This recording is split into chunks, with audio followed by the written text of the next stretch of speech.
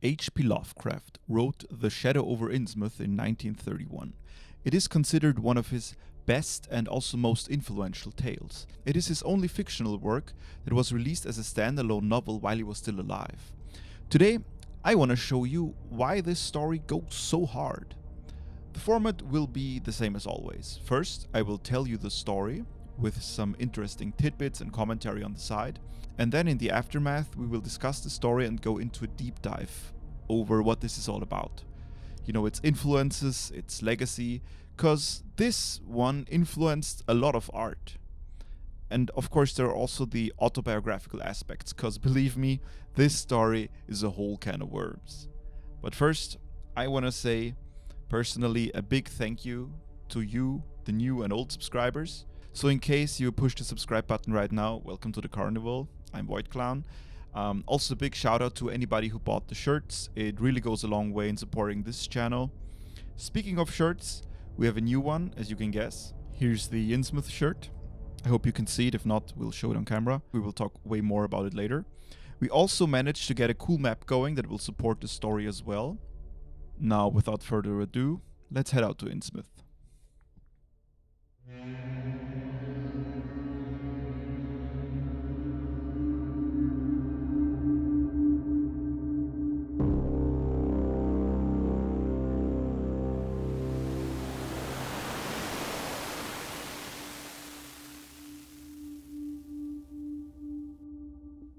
During the winter of 1927 to 1928, officials of the federal government made a strange and secret investigation of certain conditions in the ancient Massachusetts seaport of Innsmouth.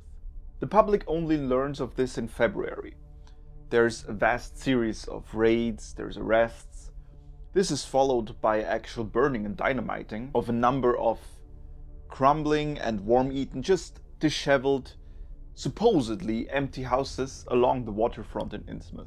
The normies, the general population, they brushed this off as one of the usual clashes in this war on liquor, it's the prohibition. But people who are a bit more weird, who are following the news more detailed, they start to wonder about this enormous number of arrests. Also, the men who are arresting them, it's a huge force. It's not just a couple of policemen who are doing this.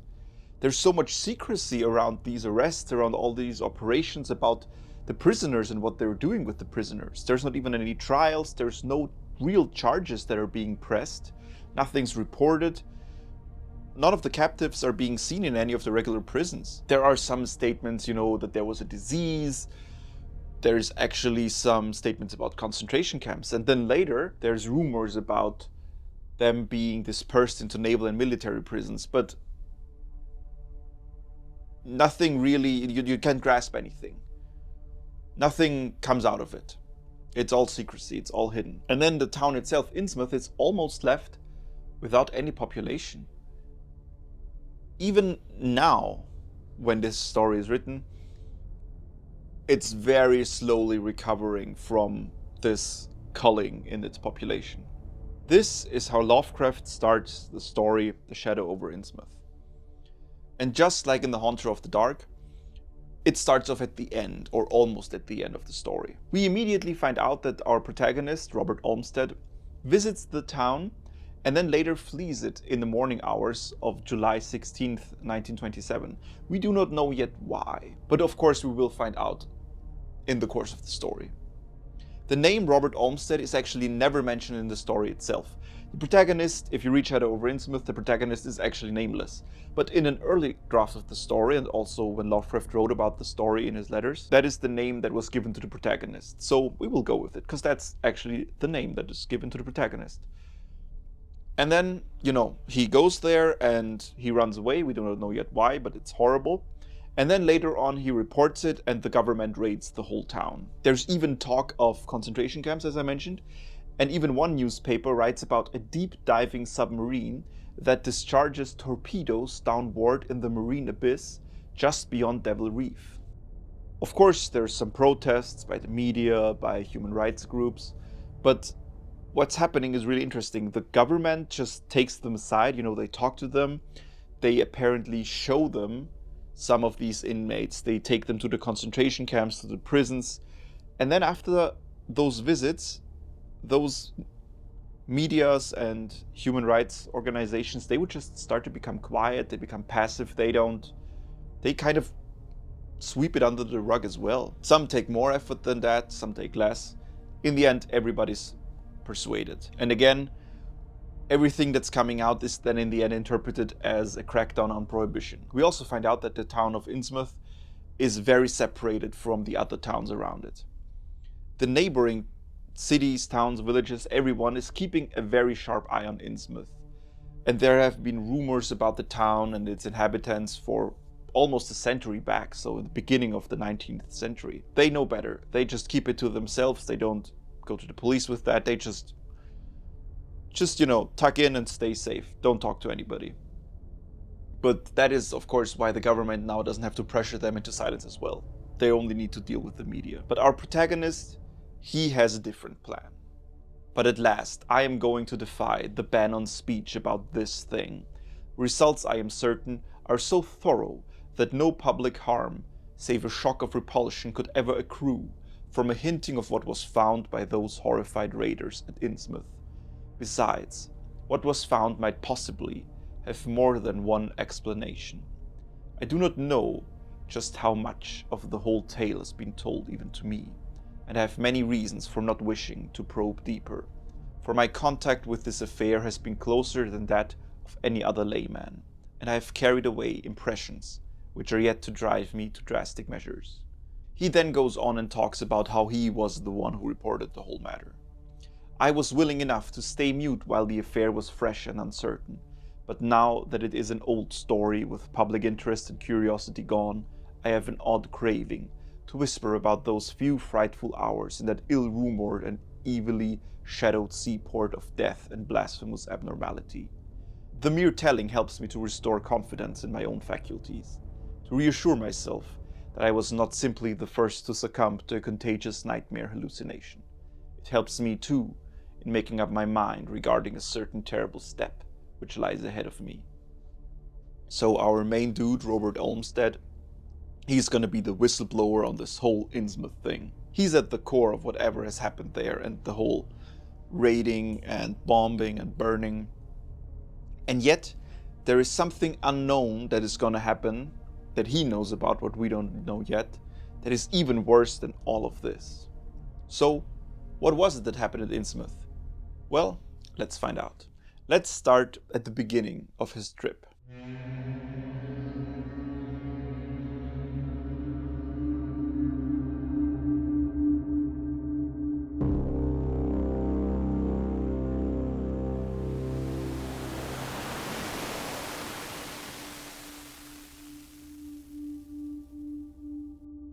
Robert is a young adult, he has this coming of age thing, and he decides, he's going to celebrate that by touring New England, do some tourism, find out a bit more about his family's history, and the plan is just to go from Newburyport to Arkham, where his mother's side of the family is from. And Robert, he journeys by whatever means he can find, whatever is cheapest. Is it the bus, is it the train, hitchhiking? He just tries to keep the budget low, because he's a bit poor, he's young. So Robert is about to buy a train ticket from Newburyport to Arkham, but he realizes, no, this is way over budget. The man behind the counter, he suggests to him a cheaper route, something that nobody has mentioned before. "You could take that old bus, I suppose," he said, with a certain hesitation, "but it ain't thought much of hereabouts. It goes through Innsmouth, you may have heard about that. And so the people don't like it. Run by an Innsmouth fellow, Joe Sargent, but never gets any custom from here or Arkham either, I guess. Wonder it keeps running at all. I suppose it's cheap enough, but I never seen more'n 2 or 3 people in it. Nobody but those Innsmouth folks. Leaves the square, front of Hammond's drugstore at 10 a.m. and 7 p.m., unless they've changed lately. Looks like a terrible rattletrap, I've never been on it." This is the first time that our protagonist is hearing about Innsmouth, and of course it's not a good first impression, right? He's talking about the people from there are gross, the bus sucks, nobody likes the town. It's a bit of a... It's a bad start, right? But maybe to him that means it's an interesting visit, right? Away from all this high culture and sightseeing to an actual weird town. Just a quick stop. So he asks the ticket agent, hey, can you give me a bit of more details about the city? You know, why is it so spooky, I guess? You know, why is it so spooky? Why should I not go there? Like, it kind of sounds interesting. The agent just starts ranting out this huge piece of exposure. Innsmouth, well, it's a queer kind of a town at the mouth of the Monoxid. Used to be almost a city, quite a port before the War of 1812, but all gone to pieces in the last 100 years or so. No railroad now. Boston and Maine Railroad never went through, and the branch line from Raleigh was given up years ago. More empty houses than there are people, I guess, and no business to speak of except fishing and lobstering. Everybody trades mostly here or in Arkham or Ipswich. Once they had quite a few mills, but nothing's left now except one gold refinery running on the leanest kind of part-time. That refinery, though, used to be a big thing, and Old Man Marsh, who owns it, must be richer in creases. Queer old duck, though, and sticks mighty close in his home. He's supposed to have developed some skin disease or deformity late in life that makes him keep out of sight. Grandson of Captain Obed Marsh, who founded the business. His mother seems to have been some kind of foreigner. They say a South Sea Islander, so everybody raised Cain when he married an Ipswich girl 50 years ago. They always do that about Innsmouth people, and folks here and hereabouts always try to cover up any Innsmouth blood they have in them. But Marsh's children and grandchildren look just like anyone else so far as I can see. I've had him pointed out to me here. Though come to think of it, the elder children don't seem to be around lately. Never saw the old man. So we get our first puzzle piece of what could be wrong with the inhabitants of Innsmouth. For once, you know, it's mostly not the area that's the problem, but the people who live there. It's not like with Dunwich where everything's cursed, or with the Wendigo where everything's so isolated. But here it is actually the people who live there who are gross. So the ticket agent, he starts going on about why everybody hates the town. You know, the inhabitants of the neighboring areas, as I mentioned before, they're afraid of the people from Innsmouth. There are so many whispers and rumors about the town. Some of the stories would make you laugh, about old Captain Marsh driving bargains with the devil and bringing imps out of hell to live in Innsmouth, or about some kind of devil worship and awful sacrifices in some place near the wharves that people stumbled on around 1845 or thereabout. There is also a black reef that is far out of Innsmouth in the sea, which you can guess is where the... No, you find out later. The story is that there's a whole legion of devils seen sometime on that reef, sprawled about or darting in and out of some kind of caves near the top. It's a rugged, uneven thing, a good bit over a mile out, and toward the end of shipping days, sailors used to make big detours just to avoid it. That is, sailors that didn't hail from Innsmouth. A bit creepy, not the worst, but we're getting there. So apparently Captain Marsh, he would go to this reef from time to time in the night. But, you know, maybe he's just looking for an old pirate treasure or something similar. But there are these rumors that he had dealings with the devil, or demons, at Devil Reef. And then in 1846, there's this big epidemic that hit Innsmouth, and it reduced the population drastically. The town never really recovered that much. Only 300, maybe 400 people live there now. They never did quite figure out what the trouble was, but it was probably some foreign kind of disease, brought from China or somewhere by the shipping. It surely was bad enough. There was riots over it and all sorts of ghastly things that I don't believe ever got outside of town, and it left the place in awful shape. And then, you know, HP drops his favorite subject into the story, in a weirdly self-aware way, if I must add. But the real thing behind the way folks feel is simply race prejudice. And I don't say I'm blaming those that hold it. I hate those Innsmouth folks myself, and I wouldn't care to go to their town. I suppose you know, though I can see you're a Westerner by your talk, what a lot our New England ships used to have to do with queer ports in Africa, Asia, the South Seas, and everywhere else, and what queer kinds of people they sometimes brought back with them. You've probably heard about the Salem man that came home with a Chinese wife, and maybe you know there's still a bunch of Fiji Islanders somewhere around Cape Cod. There's so much about race in this story, and we're gonna talk about it later in the end in the analysis part. So let's continue with the ticket agent's tirade, who's vaguely cool with racism. He tells Robert that something similar, with trading and exotic lands must have happened in Innsmouth.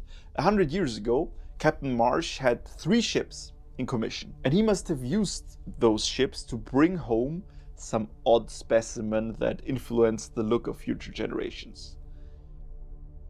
There certainly is a strange kind of streak in the Innsmouth folks today. I don't know how to explain it, but it sort of makes you crawl. You'll notice a little in Sergeant if you take his bus. Some of them have queer narrow heads with flat noses and bulgy, starey eyes that never seem to shut, and their skin ain't quite right, rough and scabby, and the sides of their necks are all shriveled or creased up. Get bald, too, very young. The older fellows look the worst. Fact is, I don't believe I've ever seen a very old chap of that kind. Guess they must die of looking in the glass. Animals hate 'em. They used to have lots of horse trouble before autos came in. So Lovecraft does 2 things here. He does a little jab at crypto bros, and he also tells us that Innsmouth folk apparently disappear when they get older. And the fact that animals hate them again is very much a Lovecraft trope, right? We had that in the Dunwich Horror, for example. You'll have it in Mountains of Madness. You'll have it in so many of the stories. Nobody wants to mingle with the people from Innsmouth. You've felt that already, right? They keep to themselves. They chase you actually off if you start fishing in their waters. And here comes the next thing, right? The sea in the neighboring regions is really not good for fishing. The whole area should not be good for fishing. But for whatever reason, the people from Innsmouth always catch and then sell really fat and big fish. Fish is one of the few things that they trade. The people from Innsmouth used to take the train to get in and out of the city, but that would shut down, and now they're taking this creepy bus. The ticket agent, he also mentions that there's only one real hotel in Innsmouth. It's called the Gilman House. He can't recommend it though. It's better to stay the night here in Newburyport and then take the bus in the morning on the next day to Innsmouth, and then leave with the bus in the evening again. It departs to Arkham from Innsmouth every evening at 8 p.m. So you have a couple of hours there, you check it out, you get the hell out of Dodge. He then also mentions that there used to be a factory inspector called Casey who would stay at the Gilman Hotel a couple of years ago. Seems they get a queer crowd there, for this fellow heard voices in other rooms, though most of them was empty.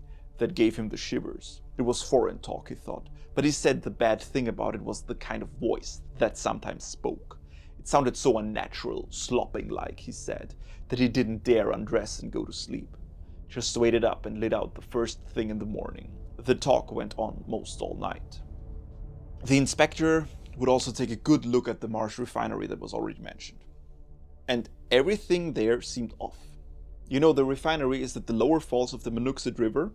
It's a fictional river, just like the town. The books were in bad shape and no clear account of any kind of dealings. It is a mystery where the Marsh family gets their gold that they then refine in this mill. There are no indications of any big purchases, but they ship out gold ingots nonetheless. Used to be talk of queer foreign kind of jewelry that the sailors and refinery men sometimes sold on the sly, or that was seen once or twice on some of the Marsh women folks. There are, of course, rumors in the area about all of this. What is happening here? Has Captain Obed Marsh actually found a pirate treasure on Devil Reef? Or is he trading all of this in some foreign port? That would actually make sense, since he's continuously ordering these big amounts of cheap trinkets and glass beads. So maybe he's just trading that in for some actual treasure. What you do when you're a horrible person and you find the indigenous folk and you trade with them very cheap jewels and glass beads, and then they give you actual gold. I guess you've heard of that before. Maybe he's just doing that. Maybe he just got lucky. Maybe he just found his gold supply and he's doing that. But the mystery, it still continues, it's still growing, because Captain Marsh has been dead for 60 years. And there haven't been any big ships going in or out of Innsmouth. But just the same, the Marshes still keep on buying a few of those native trade things, mostly glass and rubber gewgaws. The clerk finally finishes his exposition tirade with a few more warnings about Innsmouth. That plague of 46 must have taken off the best blood in the place. Anyway, they're a doubtful lot now, and the marshes and the other rich folks are as bad as any. As I told you, there probably ain't more than 400 people in the whole town in spite of all the streets they say there are. I guess they're what they call white trash down south, lawless and sly and full of secret doings. They get a lot of fish and lobsters and do exporting by truck. Queer how the fish swarm right there and nowhere else. Nobody can ever keep track of these people, and state officials and census men have a devil of a time. You can bet that prying strangers ain't welcome around Innsmouth. I've heard personally of more than one business or government man that's disappeared there, and there's loose talk of one who went crazy and is out at Danvers now. They must have fixed up some awful scare for that fellow. Danvers here refers to the Danvers State Hospital, which back then was also called the Danvers Insane Asylum, when you would just call people with mental health issues insane. This is of course all interwoven with Lovecraft's personal story, with his biography, especially with his childhood. If you've watched my Rats and Walls video or my Witch Horror video, you already know what this is, otherwise you'll hear a lot about it in the analysis. That's why I wouldn't go at night if I was you. I've never been there and have no wish to go, but I guess a daytime trip couldn't hurt you, even though the people hereabouts will advise you not to make it. If you're just sightseeing and looking for old-time stuff, Innsmouth ought to be quite a place for you. And so, because our protagonist, he's a bit young and naive, he decides to do exactly that. He's deciding to visit Innsmouth. Of course he is.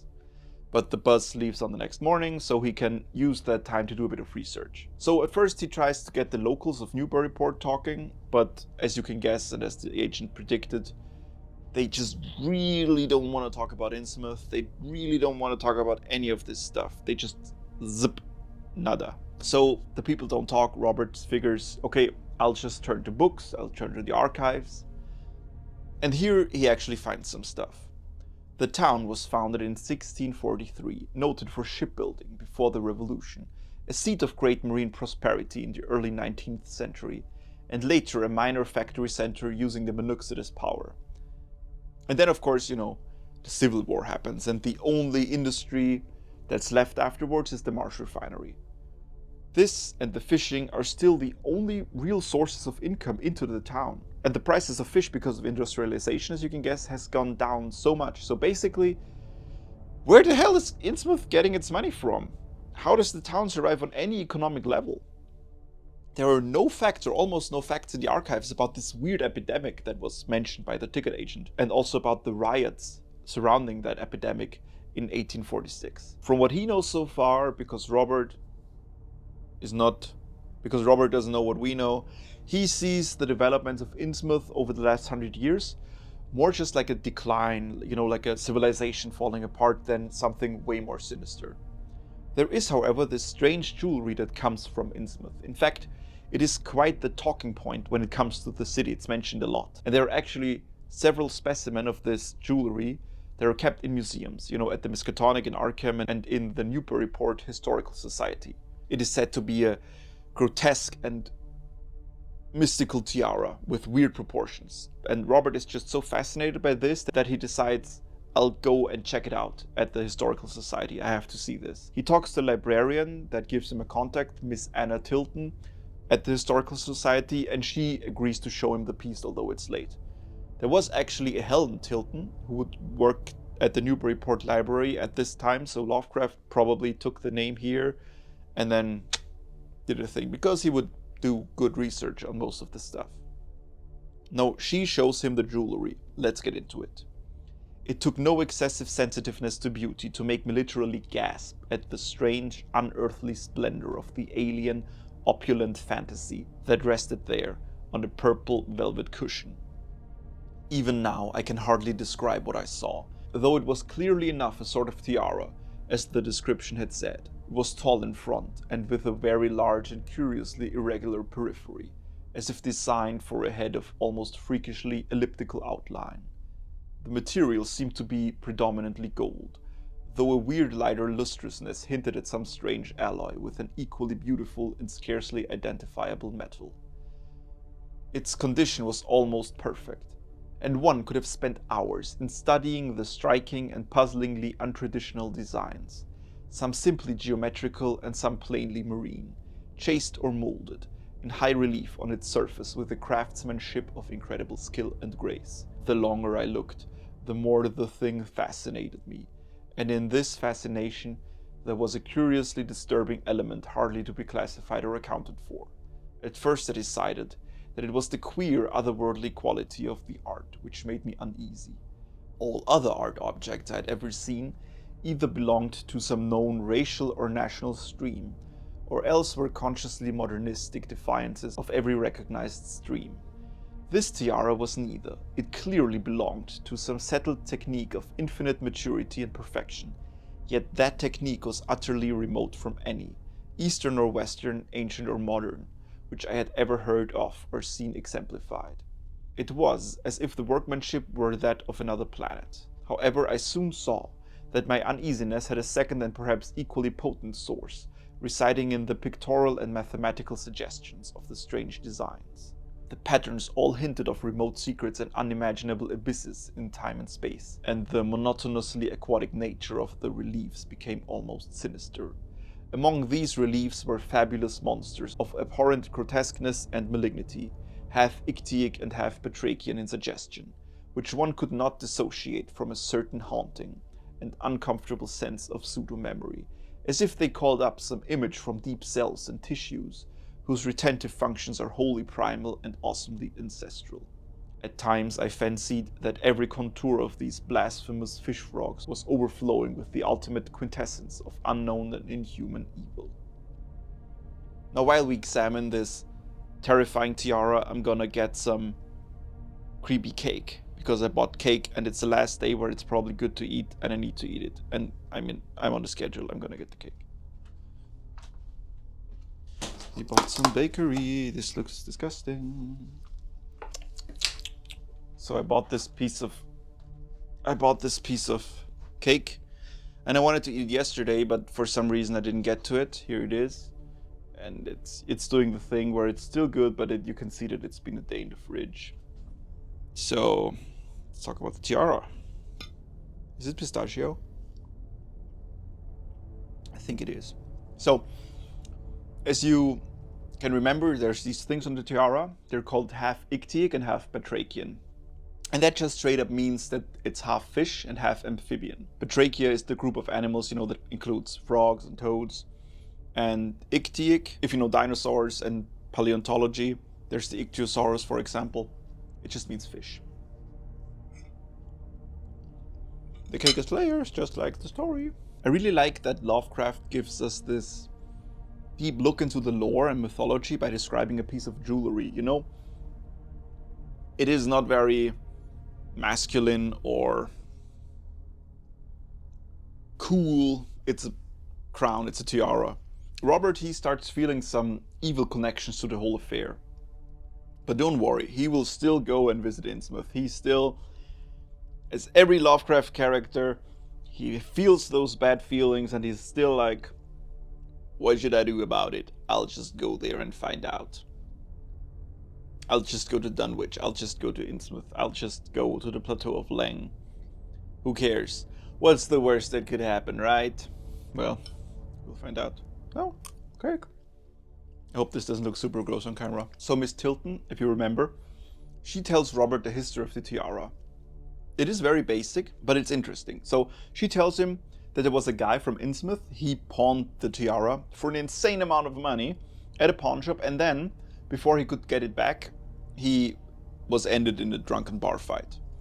And then the Historical Society bought it, and it turned out nobody can classify this thing. It could be East Indian, it could be Indo-Chinese. There is, of course, also this idea that it is from this pirate treasure that Captain Obed Marsh found at Devil Reef, and that seems to be actually the most probable explanation for, the Marsh family immediately started offering insane amounts of money to buy this tiara back, and they continue with offers until today when the story is written. And then Tilton shows Robert out, and like everybody else so far, she remarks how disgusted she is by Innsmouth, a community slipping far down the cultural scale, and she assured me that the rumors of devil worship were partly justified by a peculiar secret cult which had gained force there and engulfed all the Orthodox churches. It was called, she said, the Esoteric Order of Dagon, and was undoubtedly a debased quasi-pagan thing imported from the East a century before, at a time when the Innsmouth fisheries seemed to be going barren. Its persistence among a simple people was quite natural in view of the sudden and permanent return of abundantly fine fishing, and it soon came to be the greatest influence on the town, replacing Freemasonry altogether and taking up headquarters in the old Masonic Hall on New Church Green. So for everybody else, this would be the reason to stay the hell away from this place, right? Disgusting history, horrible people, strange things happen to the people who visit, to the outsiders, and then there's a cult. You know, just, you don't go there, it's not that hard. But Robert, he's even more eager to check it out. He really wants to visit that fishing town. So he stays the night at the local YMCA, but he can barely sleep out of anticipation. That was the end of chapter 1.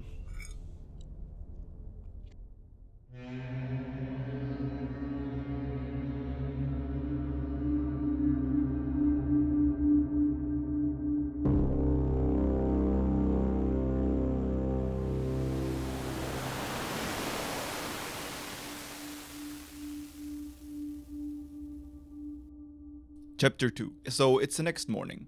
Shortly before 10, Robert Olmsted, he waits, with this little cute valise suitcase, like the thing that you pull behind you.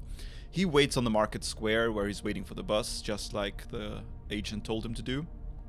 He watches how the people that are around the square, as the hour progresses, more and more just leave the area. They just dislike Innsmouth and their denizens so much that just the bus arriving from there makes them kind of vacate the area of the bus station. And then the bus arrives. On the bus itself is this old disheveled grey motor coach. On the bus there's a sign in the windshield that says Arkham Innsmouth Newburyport, and there's only 4 men on the whole bus. There's 3 young, dark looking dudes, and then there's the driver. The young ones, they just get out of the bus and then they silently just walk up the street. And the driver, he enters the drugstore. Before Robert is even able to take a closer look, he's already feeling this deep aversion against the driver, and he already understands the hatred and disgust that the people of Newburyport have against the bus, the town, the inhabitants, everything. Just he immediately gets it. When the driver came out of the store, I looked at him more carefully and tried to determine the source of my evil impression. He was a thin, stoop-shouldered man, not much under 6 feet tall, dressed in shabby blue civilian clothes and wearing a frayed grey golf cap.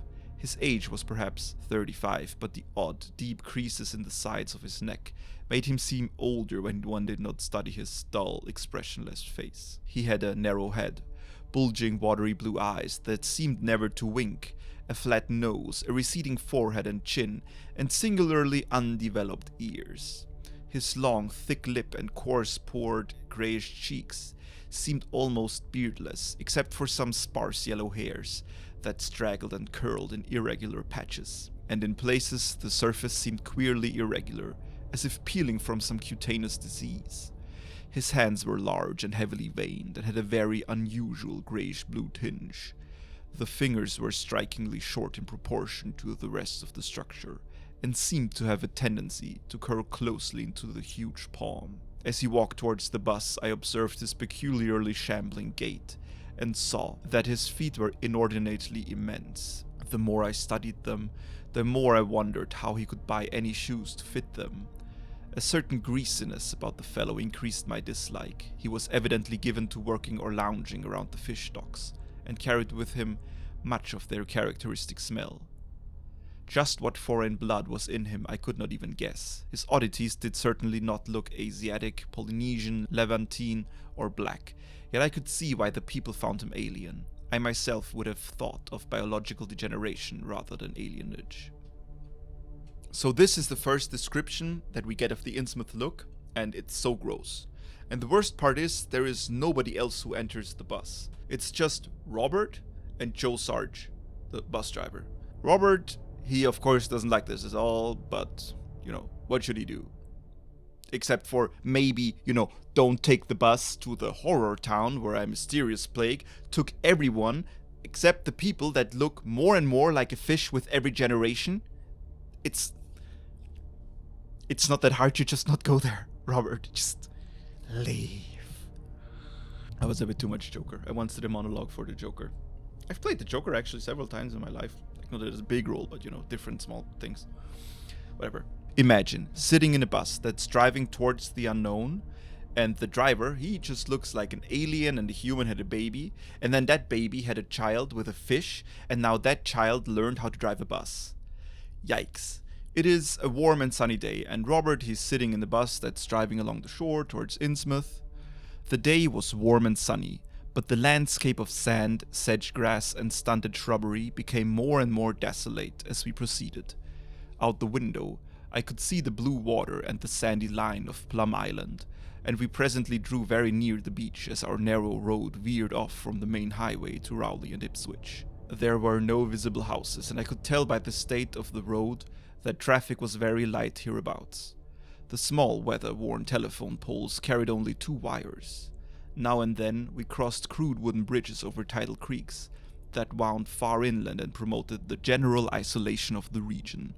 Once in a while I noticed dead stumps and crumbling foundation walls above the drifting sand, and recalled the old tradition quoted in one of the histories I had read, that this was once a fertile and thickly settled countryside. The change, it was said, came simultaneously with the Innsmouth epidemic of 1846, and was thought by simple folk to have a dark connection with hidden forces of evil. Actually, it was caused by the unwise cutting of woodlands near the shore, which robbed the soil of its best protection and opened the way for waves of wind-blown sand. So we have more description of hateful nature and landscapes. It's Dunwich all over again, or the Wendigo all over again, or there's the Haunter of the Dark all over again, or the Rats in the Walls all over again. It's always nasty. It's never a nice place and then things go bad. It's always... Although the nature is beautiful in the Wendigo, but it's creepy. As the bus moves up towards the crest, Robert can see the vast Atlantic. The smell of the sea took on ominous implications, and the silent driver's bent, rigid back and narrow head became more and more hateful. As I looked at him, I saw that the back of his head was almost as hairless as his face, having only a few straggling yellow strands upon a grey scabrous surface. Yeah man, that bus driver is bad news. We get it. The car, it reaches the crest, and then ahead is a beautiful panorama. On the far misty horizon, I could just make out the dizzy profile of Kingsport Head, topped by the queer ancient house of which so many legends are told. But for the moment, all my attention was captured by the nearer panorama just below me. I realized, come face to face with the rumored shadowed Innsmouth. So that house that he's talking about here is actually not the first time it's being written about. It is from Lovecraft's former story, The Strange High House in the Mist, from 1926. Other than this, the stories aren't really connected at all, but I think it's a cool tidbit that he's just like, oh, and that there's also the house that you know from other stories of mine if you're a loyal reader.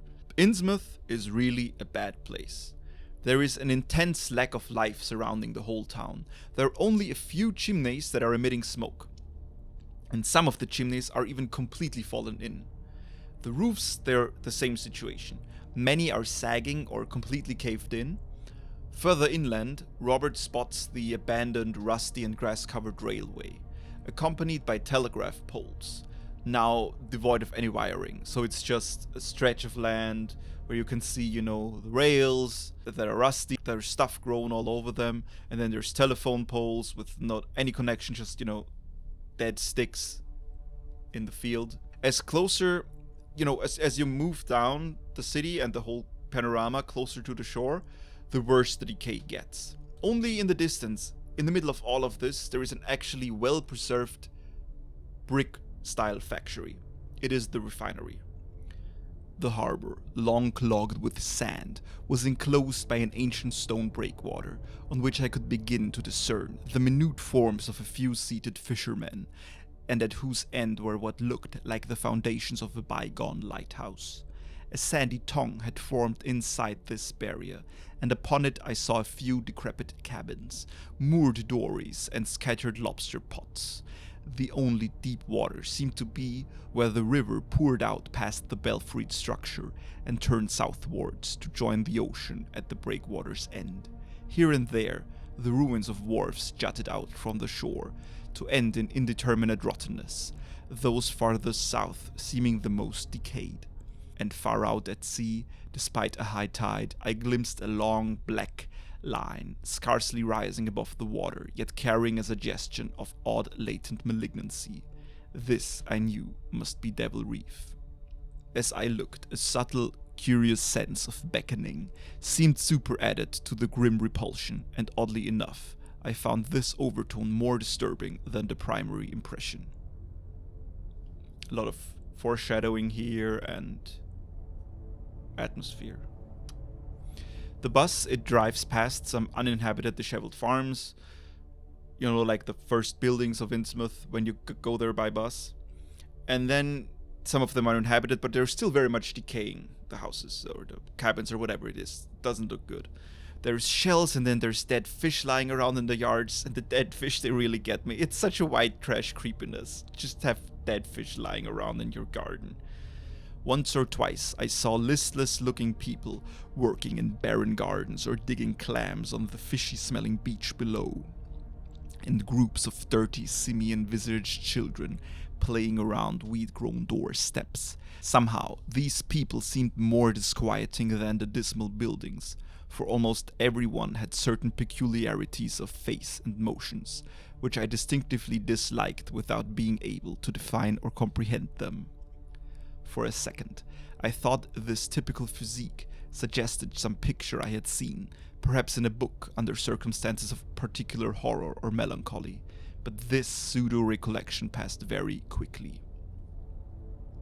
So, of course, it's not just the bus driver, it's literally everybody in this town who's more than just, a little off. The bus, it takes its path through the town. There are only the remnants of a former sidewalk, and the houses, they appear deserted. Some are even completely fallen apart. And everywhere it reeks of fish. So I guess the bus windows must be open because, maybe he's just smelling Joe's tuna sandwich just composting under his seat. As the motor coach gets deeper into the city, there's at least some sign of habitation. Facilities are kept in a state where they still serve their purpose, but it still is not pretty or clean or in a state of order. And then Robert is taken to the next disgusting highlight of his journey. The bus had come to a sort of open concourse or radial point, with churches on two sides and the bedraggled remains of a circular green in the center, and I was looking at a large pillared hall on the right-hand junction ahead. The structure's once white paint was now green and peeling, and the black and gold sign on the pediment was so faded that I could only with difficulty make out the words Esoteric Order of Dagon. This then was the former Masonic Hall, now given over to a degraded cult. As I strained to decipher this inscription, my notice was distracted by the raucous tones of a cracked bell across the street, and I quickly turned to look out the window on my side of the coach. The bell, it rings from a newer building. It is built in a clumsy, gothic-ish fashion, and it has an elevated basement with shuttered windows. The bell has no more handles, but Robert, he knows it's 11 a.m. And as I looked, a certain object crossed or seemed to cross that dark rectangle, burning into my brain a momentary conception of nightmare, which was all the more maddening because analysis could not shew a single nightmarish quality in it. It was a living object, the first except the driver that I had seen since entering the compact part of the town, and had I been in a steadier mood, I would have found nothing whatever of terror in it. Clearly, as I realized a moment later, it was the pastor, clad in some peculiar vestments, doubtless introduced since the Order of Dagon had modified the ritual of the local churches. The thing which had probably caught my first subconscious glance and supplied the touch of bizarre horror was the tall tiara he wore, an almost exact duplicate of the one Miss Tilton had shewn me the previous evening. This, acting on my imagination, had supplied namelessly sinister qualities to the indeterminate face and robed, shambling form beneath it. There was not, I soon decided, any reason why I should have felt that shuddering touch of evil pseudo-memory. Was it not natural that a local mystery cult should adopt among its regimentals an unique type of headdress made familiar to the community in some strange way, perhaps as treasure trove? You were this close to getting it, Robert, but then you decided to go all lights are on but nobody's home on us. Almost realized what's going on here. But no, it's just a mystery cult. That makes all sense. As the vehicle gets closer to the river, there are actual people in the street. Young citizens of Innsmouth. You know how we know that they are citizens of Innsmouth? Because they look disgusting and fucked up, that's why. There are also actual small shops and some trucks parked in the streets. This is actually becoming like a town. The bus crosses a deep river gorge by taking an iron rail bridge. Robert takes a good look at the river on both sides. There are multiple waterfalls that are going up and down on the river, and there's also some factory buildings close by. The noise of the waterfalls is deafening. Then we rolled into the large semicircular square across the river and drew up on the right-hand side in front of a tall, cupola-crowned building with remnants of yellow paint and with a half-effaced sign proclaiming it to be the Gilman House. Robert is very relieved to get out of the bus and he checks in at the hotel. There is only one elder gentleman in the hotel who doesn't share this Innsmouth look. For the moment, Robert stays away, although he has some burning questions. But he wants to, just drop off his suitcase there and then just walk out and study the scene at the square, take in the first impression out of the bus. The square is cobblestone. There's a semicircle of slant-roofed brick buildings from around the 1800s. And then out of the square in a star shape, there's several streets that lead further into the city. Robert notices that there are only a few lamps. Small lamps, low-powered incandescent lights. The moon will be bright because it's that phase of the moon apparently, but he's still very happy that he's gonna leave this place before nightfall because it's gonna be dark and creepy. The buildings around this part of the town are actually in an okayish state. There's around a dozen shops that he can see. There's a grocery store, a restaurant, a drugstore, there's a fish dealer, and at the eastern end of the square near the river there's the office of the Marsh Refining Company. This is clearly the center of the town, but there is still only like 10 people or so around. Further in the east, Robert spots the harbor, and the decaying remains of 3 once beautiful Georgian steeples. And towards the shore on the opposite bank of the river, I saw the white belfry surmounting what I took to be the Marsh Refinery. He really wants to talk to somebody who's not from Innsmouth because this is oppressing. So he takes the first chance and walks into the grocery store, hoping that the staff in there is somebody who's not from the town. And he's in luck because there is a teenager who works there who seems nice and he looks pretty normal for a teenager, I guess. He talks to him and it turns out that the clerk really hates Innsmouth, but the chain of grocery stores had transferred him here, so he doesn't really have a choice. He also gives Robert a good mental layout of the whole place. Will pull up the map. There was, he said, no public library or chamber of commerce in Innsmouth, but I could probably find my way about. The street I had come down was Federal. West of that were the fine old residence streets, Broad, Washington, Lafayette and Adams, and east of it were the shoreward slums. It was in these slums along Main Street that I would find the old Georgian churches, but they were all long abandoned. The boy he also gives him a good warning. It would be well not to make oneself too conspicuous in such neighborhoods, especially north of the river, since the people were sullen and hostile. Some strangers had even disappeared.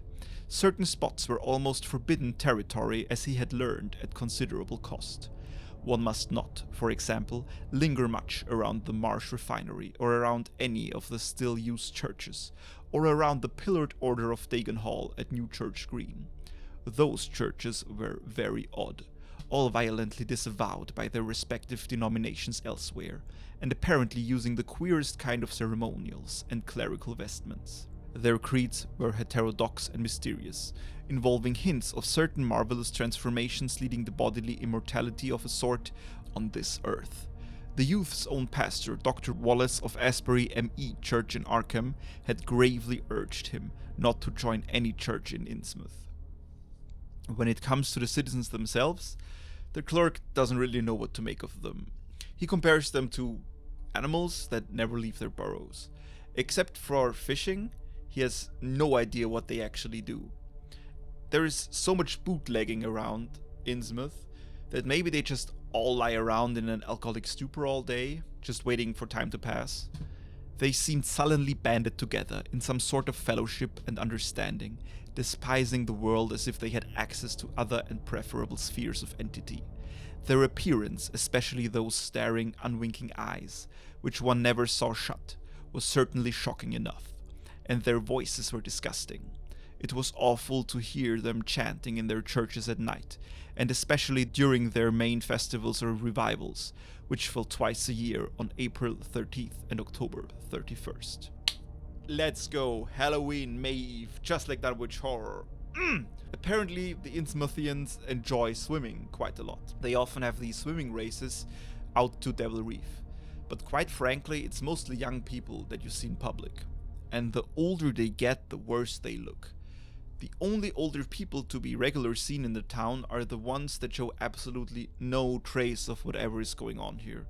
Like the old clerk at the hotel, if you remember. Robert thinks that maybe this is just a serious disease that advances with age. Only a very rare affliction, of course, could bring about such vast and radical anatomical changes in a single individual after maturity.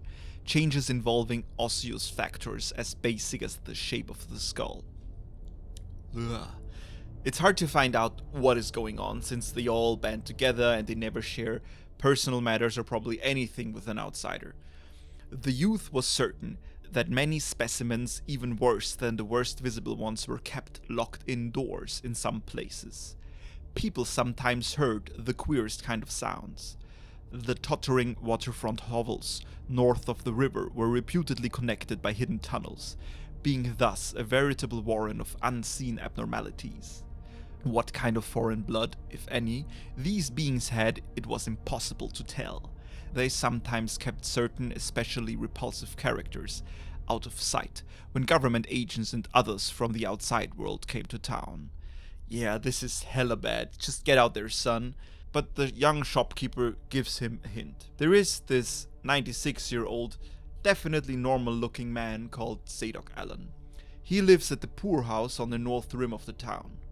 He usually hangs out around the fire station. Zadok, he's a bit weird.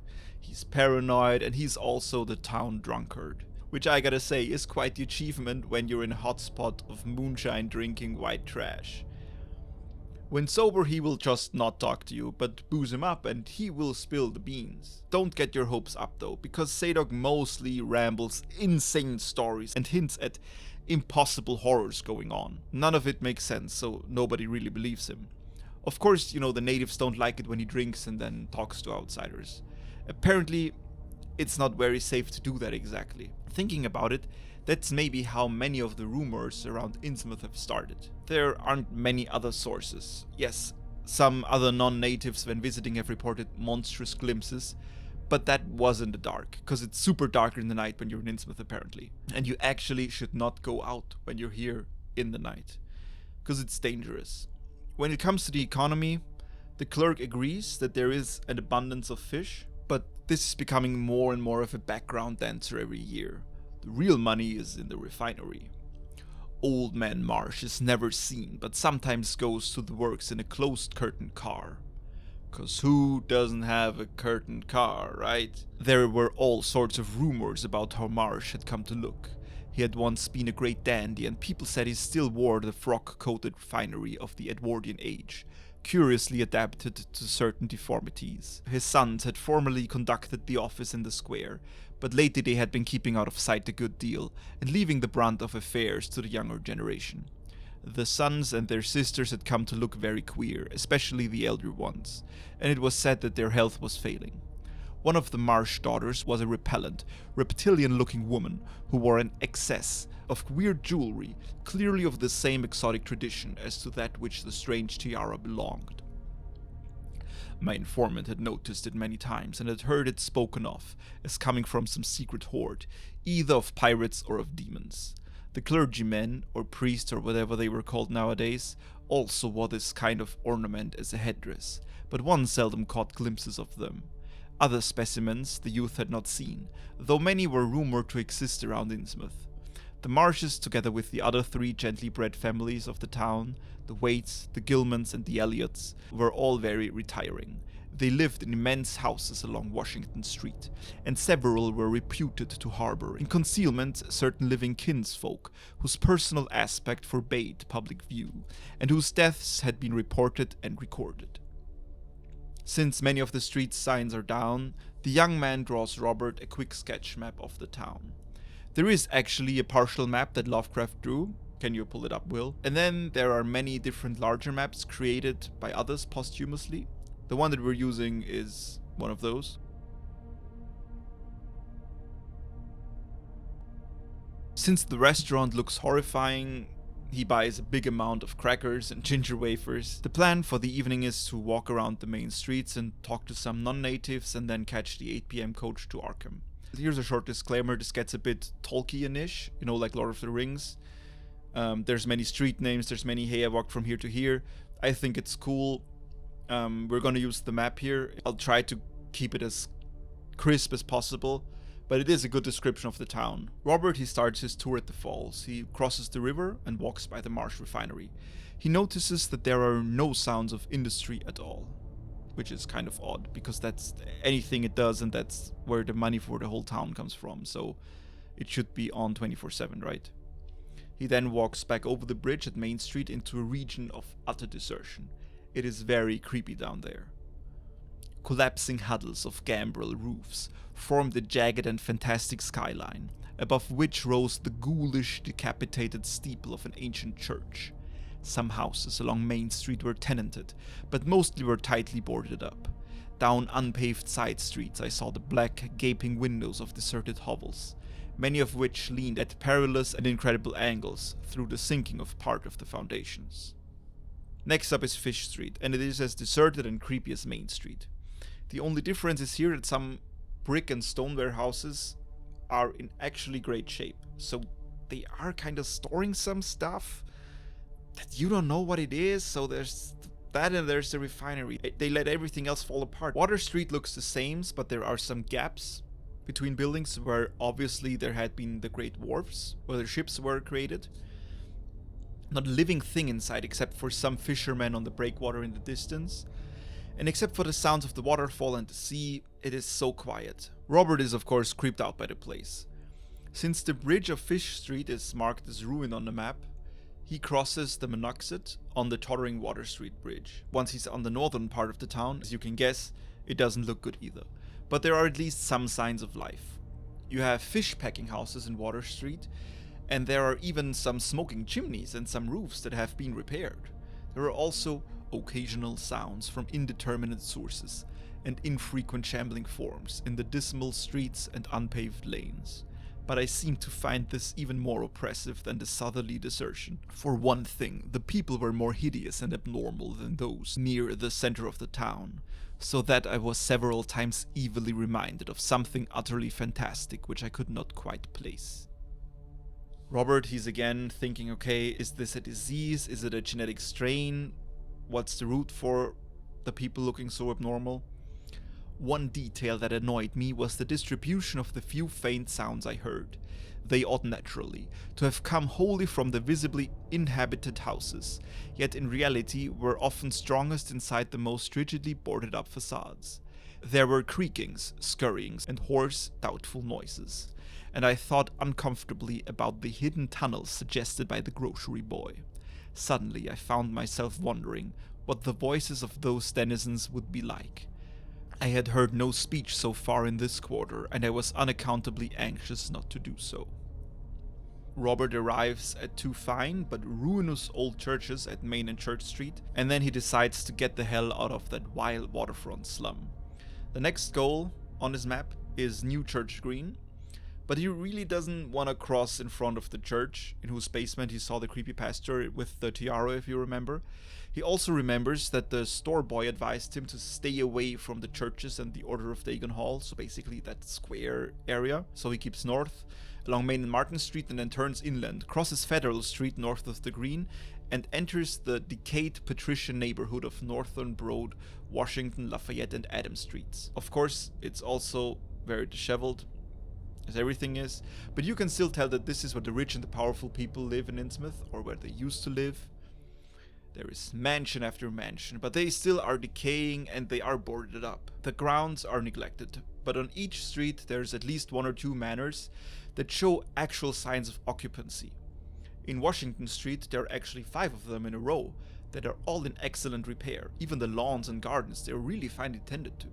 The most sumptuous of these, with wide terraced parterres extending back the whole way to Lafayette Street, I took to be the home of Old Man Marsh, the afflicted refinery owner. There's also, again, no living thing in sight. There's no cats, there's no dogs, and in many houses, and even in the neatly repaired mansions, most of the attics and of the third-story windows are tightly shuttered. Furtiveness and secretiveness seemed universal in this hushed city of alienage and death, and I could not escape the sensation of being watched from ambush on every hand by sly, staring eyes that never shut. Yeah, now I wonder why old Zadok is going full-blown paranoia if Robert feels it only after prancing around the streets for a couple of hours. I wonder why he feels like that. The stroke of 3 sounds from a nearby belfry. Robert, he shudders and he heads down Washington Street towards the river. He enters a whole new area where there used to be former industry and commerce. Of course, the factories are in ruins. There are also traces of an old railway station and a railway bridge up on the gorge to the right. As he crosses the bridge to the south, life starts to reappear again. Furtive, shambling creatures stared cryptically in my direction, and more normal faces eyed me coldly and curiously. Innsmouth was rapidly becoming intolerable, and I turned down Payne Street toward the square in the hope of getting some vehicle to take me to Arkham before the distant starting time of that sinister bus.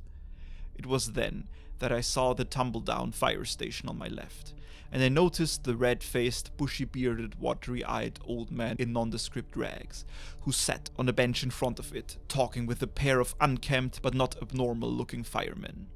This, of course, must be Zadok Allen, the half-crazed, licorice nonagenarian whose tales of old Innsmouth and its shadow were so hideous and incredible. End of chapter 2. So before I start the chapter, I want to show this amazing sweater that my mom made me.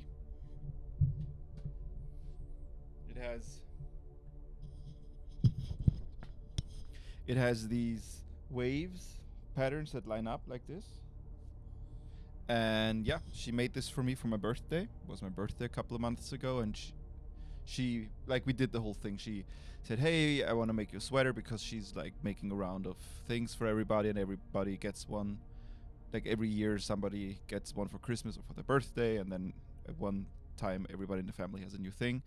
And so she was like, hey, what would you like? And I was like, I want to have a sweater, and I want it to be, you know, like cool. And so she, is it knitting in English? What is it? She made this for me, you know, with the long sticks that you clink, clank, clink, clank. I don't know what the word in English is, but she made it. So we picked the pattern, and then we picked the colors, and then I thought it was going to be for Christmas, but she made it for birthday. So I really like it, and it's, of course, works perfectly for this story. So here we go.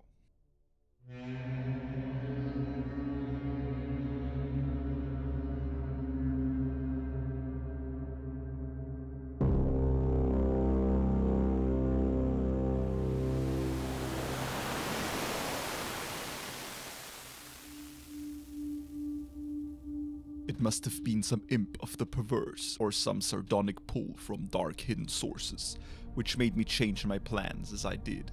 I had long before resolved to limit my observations to architecture alone, and I was even then hurrying toward the square in an effort to get quick transportation out of this festering city of death and decay. But the sight of old Zadok Allen set up new currents in my mind, and made me slacken my pace uncertainly. The way this chapter starts, with the phrase, "It must have been some imp of the perverse," this is a clear nod to Edgar Allan Poe's story, The Imp of the Perverse, from 1845. In this story, the term is used for a spirit, or a supernatural being, that tempts you to act in a way merely because we feel we should not. I imagine this like the feeling you get when you approach an abyss, you're in a tall building, and you're afraid that you might jump. Although there would be no reason to do that, right? I think I'm not alone with this, that you're up there, you're thinking like, what if I would jump? Oh my god, but like there's no reason you don't want to jump or anything. It's just like, what if it happened? What if it happens that I do it? It is of course also a metaphor for self-destructive impulses and behavior.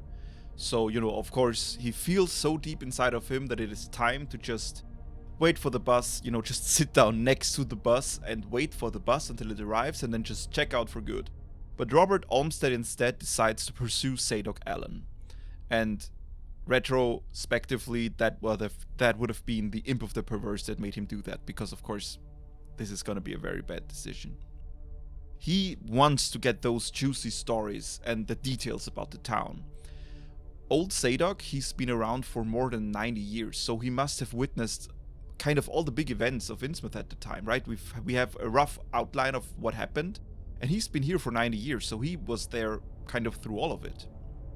Curiosity flared up beyond sense and caution, and in my youthful egotism I fancied I might be able to sift a nucleus of real history from the confused, extravagant outpouring I would probably extract with the aid of raw whiskey. So Robert, he's a man with a plan. He obtained some bootleg whiskey in the rear of a dingy variety store just off the square in Elliott Street, which is actually easier than thought, but it is quite expensive. Then, as luck has it, he runs into Zadok already around the corner of Gilman House. He wants to go up to the fire station and pick him up, but he's already there. He's shuffling out of Payne Street. Robert accidentally shows off his bottle while heading down White Street to find a remote location for their talk. There is a completely abandoned stretch in the south by the water, with abandoned wharfs and the like. There they would be able to have their talk in private. "Hey, mister," the old man shouts and shuffles behind him. As they walk together, Robert starts to carefully get Zadok a bit drunk. It's not difficult, since Grandpa is definitely hooked on the souse, but he doesn't want to get him completely plastered. Just enough so that he will spill the beans about this whole disgusting place and its history. Making Zadok talk about that is actually not that easy. Zadok is quite good with handling his liquor. The city, as they walk, gets even more disheveled around them. At length, I saw a grass-grown opening toward the sea between crumbling brick walls, with the weedy length of an earth and masonry wharf projecting beyond. Pails of moss-covered stones near the water promised tolerable seats, and the scene was sheltered from all possible view by a ruined warehouse on the north. Here, I thought, was the ideal place for a long secret colloquy, so I guided my companion down the lane and picked out spots to sit in among the mossy stones. The air of death and desertion was ghoulish and the smell of fish almost insufferable, but I was resolved to let nothing deter me. Robert notices, okay, he has like 4 hours left before the bus to Arkham departs at 8, like it is planned, and it takes him about an hour to get his companion to open up at least a little. But he still dodges all these questions about Innsmouth and all the spooky doings. He just starts talking more freely. Like, he proves himself to be just a very knowledgeable person. He knows about current events, he knows about history, philosophy, and, she's just a really good conversation partner. Meanwhile, Robert just slowly eats his lunch that he bought at the store. Oh, I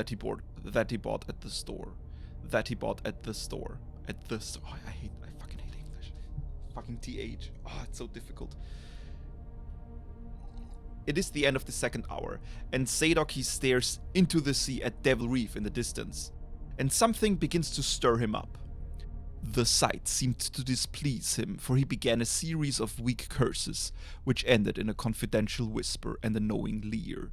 He bent toward me, took hold of my coat lapel, and hissed out some hints that could not be mistaken. "There's where it all begun. That cursed place of all wickedness, where the deep water starts. Gate of hell, sheer drop down to a bottom no sounding line can take. Old Captain Obed done it, him that found out more and was good for him in the South Sea Islands. And so begins this long monologue of old Zadok. It is full of creepy lore and exposition, and it's also again one of those attempts of Lovecraft to make this local dialect work when he writes it down, and it makes it very much not work when I read it out, so I'll do my best, but it's really difficult to just realize when you read it what the fuck he's saying. Just like with the streets, I'll try to keep this as crispy as possible without losing any of the relevant lore and details and also the creepy atmosphere, because this is where a lot of the horror is coming from. Let's go into it. This is most of the lore of Shadow Over Innsmouth in one big chunk. And please also realize that this was written 100 years ago. Like, Lovecraft preceded Tolkien as a writer. He influenced Tolkien as a writer, I think. Or he was around the same time. I'm not in that space right now to think about that. But back then they would just drop these huge chunks of lore on you. And this is actually a way that it is done where it's very nice, where it is not just you being told how this happens like a history lesson. This is actually somebody who's telling you what happened and how he feels about it.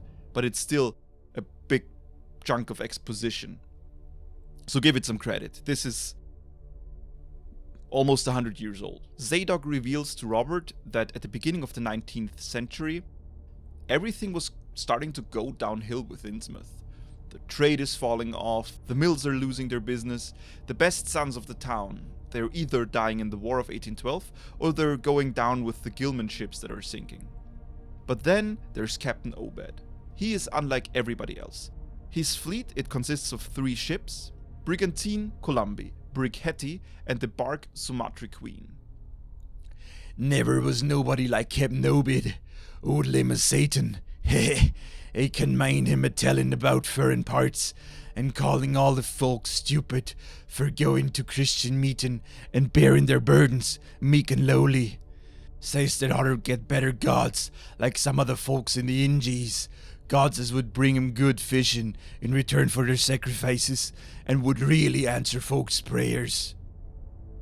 So, I hope you understand that in case you didn't, Obed, he's not a good Christian like everybody else. He says, hey, why don't you, who are already having a hard time, switch to a god who actually does something? Like the people around these islands who pray to gods, and the gods actually answer their prayers, who give them good fishing and other stuff in return for their sacrifices.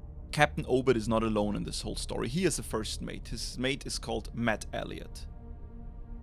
Matt Elliot, he's really against all of this heathen stuff. He's also called Matt, and he's a mate, which I think is very whatever. But he also gives us some insight into the stories. It's not just Obed who's doing the stuff that he's gonna do, but the Matt also gives insights of what is going to happen on their trips. So here's the story. There is an island east of Otaheite, which is now known as Tahiti. On this island there are ancient stone ruins. They're similar to the ones of Ponape, which is now Pohnpei or Pohnpei in Micronesia. The stone ruins have carved faces that are not unlike the ones from the Easter Islands. And then there's also a second volcanic island closer by. This one also has ruins, but they are different. They're deteriorated, as if the whole island had been under the sea once. And there are depictions of awful monsters on the leftover stones. Well, sir, Matt, he says the natives around there had all the fish they could catch, and sported bracelets and armlets and head rigs made out of queer kind of gold, and covered with pictures of monsters just like the ones carved over the ruins on the little island. So they're fish-like frogs or frog-like fishes that was drawed in all kinds of positions, like they was human beings. Nobody could get out of them where they got all that stuff, and all the other natives wondered how they managed to find fish in plenty, even when the very next islands had lean pickings. Matt, he got wondering too, and so did Captain Obed. Obed, he notices besides that lots of the handsome young folks would drop out of sights for good from year to year, and that they want many old folks around. Also, he thinks some of the folks look darned queer, even for Kanakees. Let's go. There's more eldritch jewelry, there's these fish frog monsters or the depictions of them on the stones. They strangely get all the fish that they want. Although the other islands around get almost none. It's just this island that is close to the volcanic island with the weird ruins. And every year he notices, and the Matt also notices, that some of the young people are going missing around that area.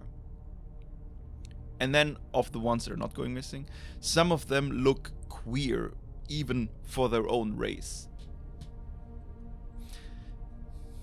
By the way, in German the word Kanake, it's coming from this word Kanaki, and it is just a racial slur for immigrants. It's really bad. So,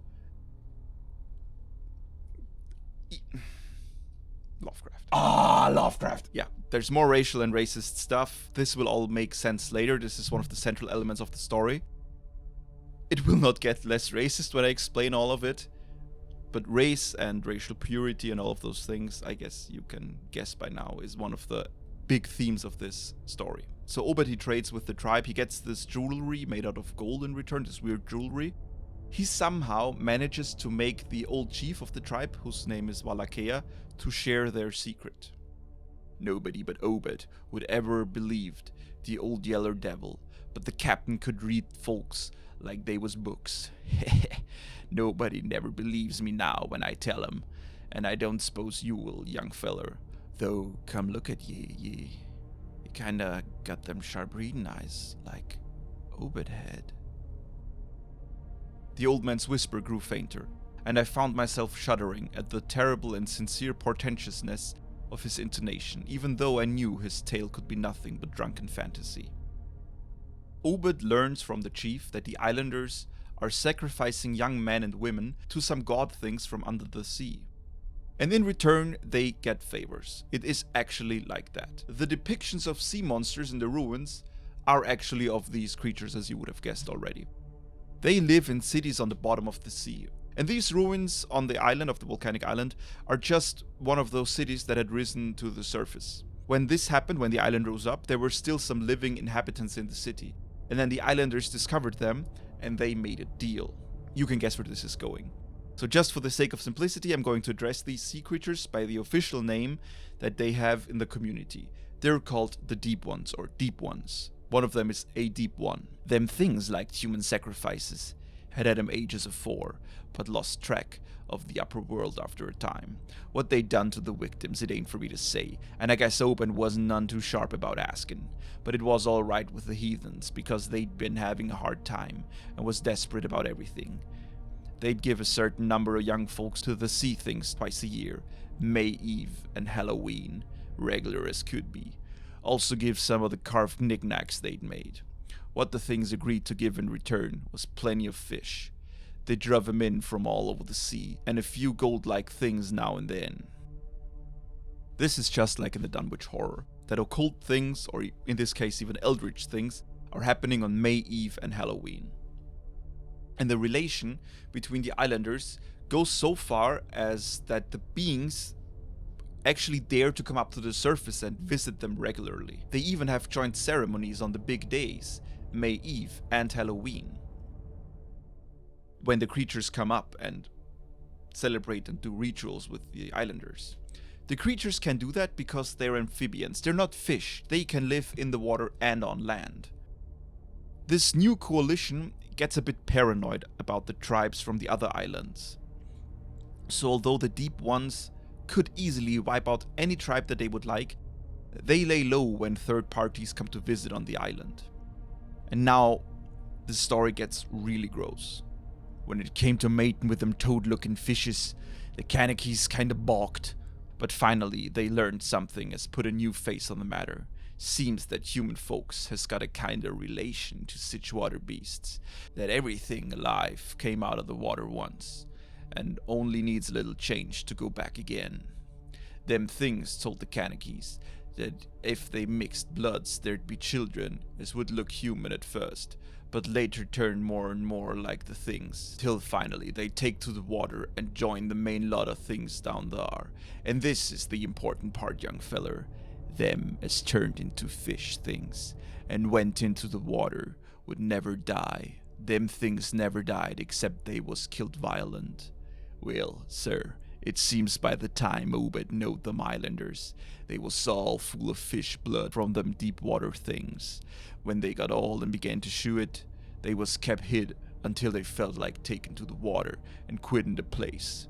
Some was more take than others, and some never did change quite enough to take to the water, but mostly they turned out just the way them things said. Them as was born more like the things changed early, but them as was nearly human sometimes stayed on the island till they was past 70, though they'd usually go down under for trial trips before that. Folks as had took to the water generally came back a good deal to visit, so as a man would often be talking to his own 5 times great-grandfather who'd left the dry land a couple of 100 years or so before. So you probably now have an idea of what's going on in Innsmouth, right? So instead of realizing that he's gotta get the hell out of Dodge, Robert just keeps sitting with Zadok. He wants to know everything. Because he didn't get the message yet, I guess. Old Obed listens to Wallachia tell him all of this, and it gives him a horrible idea. Wallachia and his family, they are from a royal bloodline that only intermarries with the royal bloodlines from other islands. So he does not have any of the fish blood in him. But the chief, he shows him rites and incantations and other stuff that is connected to the deep ones. He even shows him some of the hybrid creatures that are further into the transformation from his own tribe.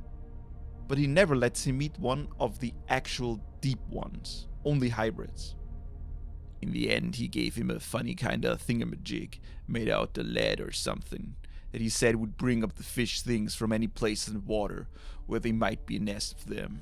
The idea was to drop it down with the right kind of prayers and such.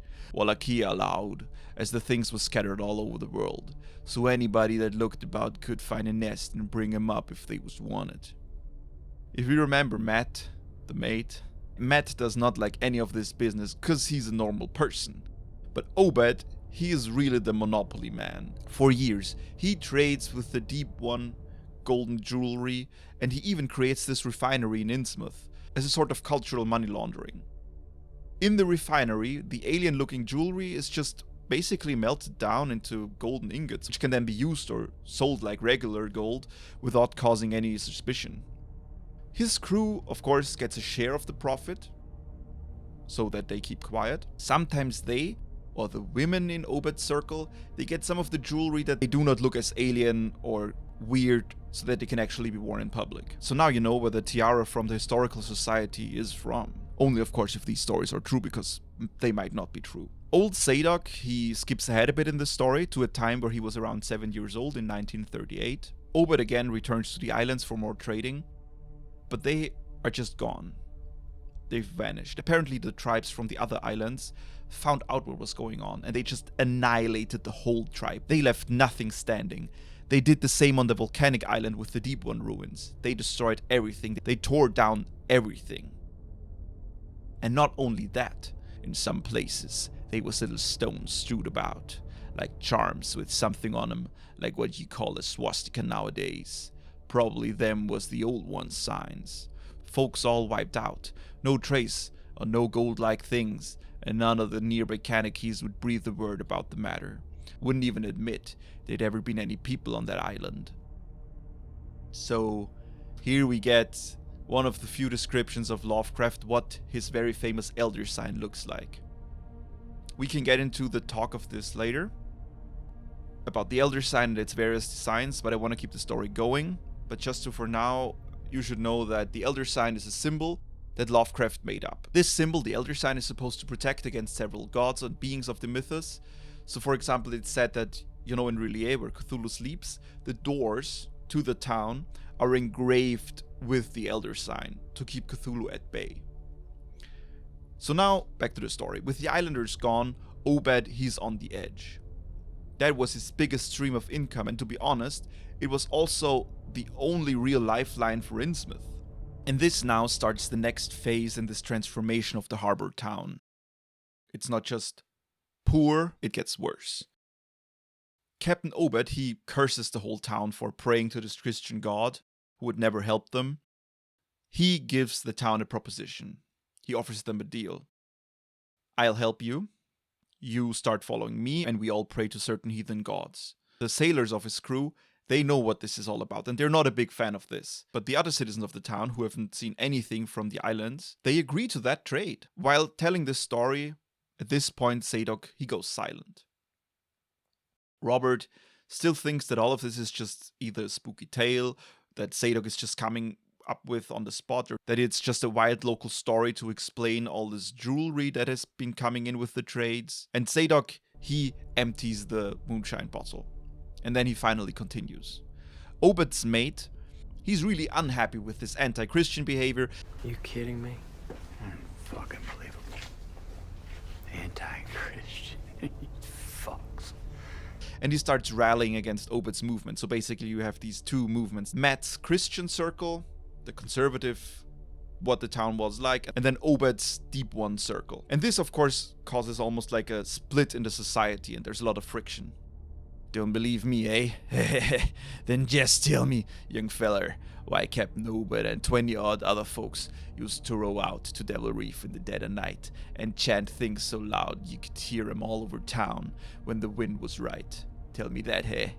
And tell me why Obed was always dropping heavy things down into the deep water to the other side of the reef, where the bottom shoots down like a cliff lower than you can sound. Tell me what he done with that funny-shaped lead thingamajig as Wallachia give him. Heh, boy. And what did they all howl on May Eve and again the next Halloween? And why'd the new church parsons, fellers as used to be sailors, wear them queer robes and covered theirselves with them gold-like things Obed brung, huh? Zadok, he starts telling about his childhood, how he always wanted to know everything about this whole ordeal. He was quite curious. How about the night I took my pa's ship's glasses up to the cupola and seed the reef a bristling thick with shapes that dove off quick soon's the moon riz. Obed and the folks was in a dory, but them shapes dove off the far side into the deep water and never come up. How'd you like to be a little shaver alone up in a cupola watching shapes as wasn't human shapes, eh? Zadok, he starts getting really intense. He almost gets hysterical. Robert is starting to be alarmed about this. Suppose one night you seed something heavy heaved off Obed's story beyond the reef, and then learned next day a young feller was missing from home, huh? Did anybody ever seed hide or hair or Hiram Gilman again? Did they? And Nick Pierce, and Lally Waite, and Adoniram Southwick, and Henry Garrison, huh? Shapes talking sign language with their hands. Them has had real hands.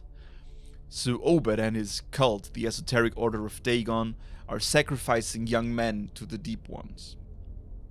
Dagon is a reference to Lovecraft's story, Dagon, a very old one that Lovecraft wrote when he was young. Later. Just as promised, prosperity returns to Innsmouth. The refinery is back in business, and the fishers are returning plenty to the area. They even managed to get a branch of the railroad connected to Innsmouth. There are some fishermen from Kingsport who visit the town in hope of a good catch, but they disappear. The Order of Dagon wants to buy the Masonic Hall, and Matt Elliott, who's of course very against this, also disappears. Obed, yes, he's a horrible monopoly man, but he probably never planned that the town would go and do the same thing that the Islanders did. There should never be a mixing of the bloodlines with the Deep Ones. It's just trading human sacrifices for the gold things and the fish. So basically, just capitalism. It is 1946, and the tension in Innsmouth has risen too far. A whole party gathers, and as Captain Obed boats out to the reef at night, they follow him on their own boat. They finally want some answers. What is going on here? That night, shots are heard. And on the next day, Obed and his crew of more than 30 people are all in jail. People are wondering, what are they charged with? What happened? Nobody knows. Nothing's told to the citizens. And Obed and his whole crew, they stay in jail. God, if anybody'd look ahead, a couple of weeks later, when nothing had been thrown into the sea for that long. As the tide returns, Zadok goes on. That awful night, I see them. I was up in the cupola. Hordes of them, swarms of them, all over the reef, and swimming up the harbor into the Minuxet. God, what happened in the streets of Innsmouth that night? They rattled our door, but Pa wouldn't open. Then he climb out the kitchen winder with his musket to find Selectman Mowry and see what he could do. Mounds of the dead and the dying, shots and screams, shouting in Old Square and Town Square and New Church Green. Jail throwed open. Proclamation, treason. Called it the plague when folks came in and found half our people missing. Nobody left but them as would join in with Obed and them things, or else keep quiet. Never heard of my pa no more. The old man was panting and perspiring profusely. His grip on my shoulder tightened. Everything cleaned up in the morning, but they was traces. Obed, he kinda takes charge and says things is going to be changed. Others will worship with us at meeting time, and certain houses has got to entertain guests. They wanted to mix, like they done with the Kanakys, and he for one didn't feel bound to stop 'em. Far gone was Obed, just like a crazy man on the subject. He says they brung us fish and treasure and should have what they hankered arter. So that's what the plague was that took half of the town. As Obed and his crew were left in jail, nobody was doing any sacrifices, so the deep ones came up one night and just annihilated everybody in town who was against this. And then they take over. So the whole town changes from dealing with the deep ones to they are going to be with us at the ceremonies. Some of the houses will be taking guests, and everybody who's against this disappears. They are now mixing the bloodlines. On the outside, to the other towns, their neighbors, everything will seem normal. The regular citizens just have to keep quiet and take the oath of Dagon. If you help, you get special treatment, gold, and more. But Obed, he took a deal with the devil. The town has no protective charms or anything like the islanders.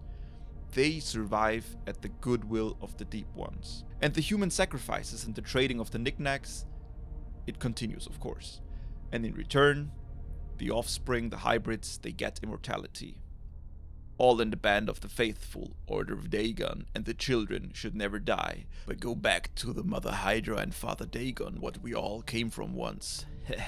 Cthulhu Fatang, Fnglui, Mglndahaf, Cthulhu Relie, Vgakin Gaggle, Fatang. Zadok goes completely mad for a long second. He's crying, he's screeching. Robert, he tries to explain it all away as a reaction to the decay, the alien edge, the disease, and the suffering around him. Finally, we find out why the cult lets Zadok live on, although he is known as such a whistleblower. Old Zadok, he took the first and second oath of Dagon, and so he is protected until a jury proves that he is deliberately and knowingly giving away their secrets. But Zadok swears that he will never take the third oath. He would rather die than do that.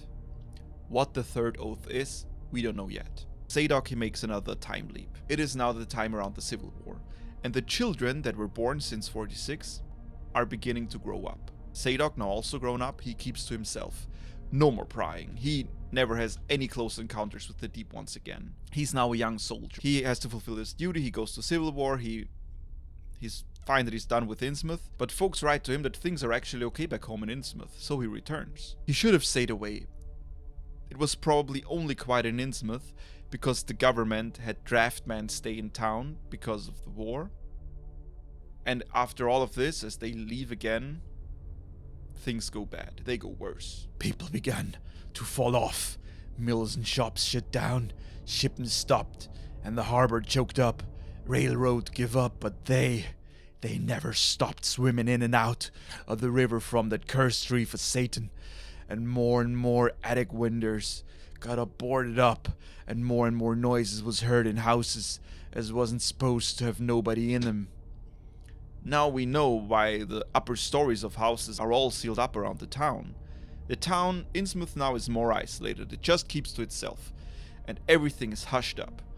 Animals hate the deep ones, the dogs bark in their presence, and it's really hard to handle a horse wagon. This problem is of course solved over the years, as the town starts purchasing cars. In 46, Captain Obed, he takes his second wife, apparently very much against his own will. She's never shown or seen in public. They have 3 children, Two of them disappear when they were young. But a young girl that looks very normal is sent to Europe to be educated. And Obed later manages to just marry her off to an unsuspecting man from Arkham. Obed and his first wife, the one that is shown in public, would call their firstborn son Onesiphorus. And Onesiphorus would have more children. Among them, Barnabas Marsh. But who does he have the children with? His mother was another of them as was never seen outdoors. And now it is Barnabas Marsh, grandson of Obed Marsh, who runs the refinery. This is such a nightmare. Right now Barnabas is about changed. Can't shut his eyes no more and is all out of shape. They say he still wears clothes, but he'll take to the water soon. Maybe he's tried it already. They do sometimes go down for little spells before they go for good.